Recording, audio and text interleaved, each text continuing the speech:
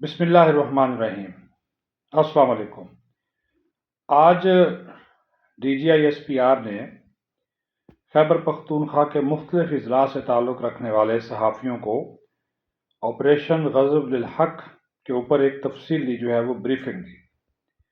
بنیادی مقصد یہی تھا کہ اس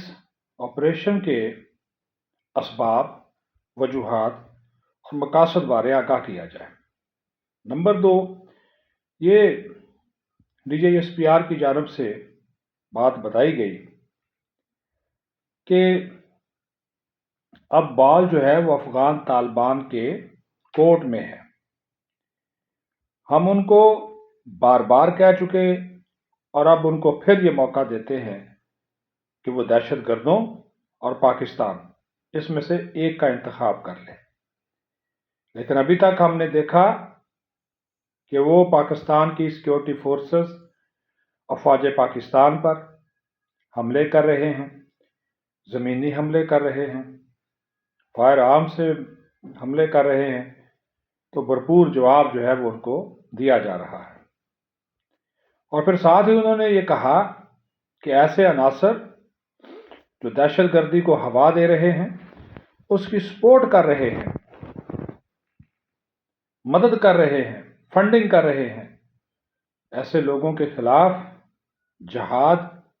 افضل ہے اور افواج پاکستان اس جہاد کو منطقی انجام تک پہنچائیں گے۔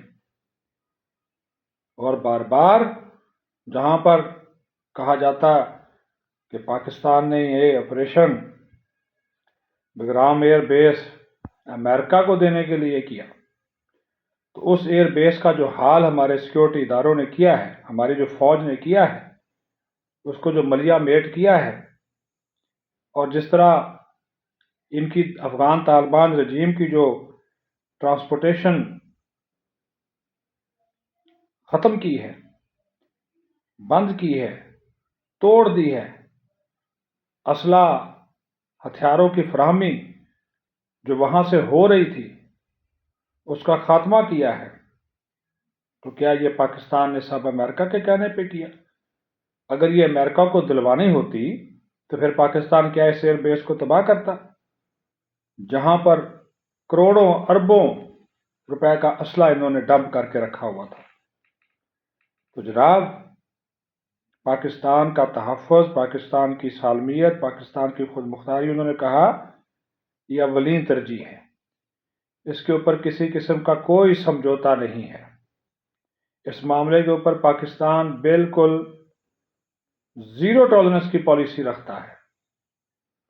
اور ہمارے جو سیکورٹی ادارے، ہمارے جو بہادر افواج جس طرح قربانیاں دے رہی ہیں، ان قربانیوں کا مقصد پاکستان میں امن و استحکام کو پائیدار بنیادوں پر یقینی بنانا ہے۔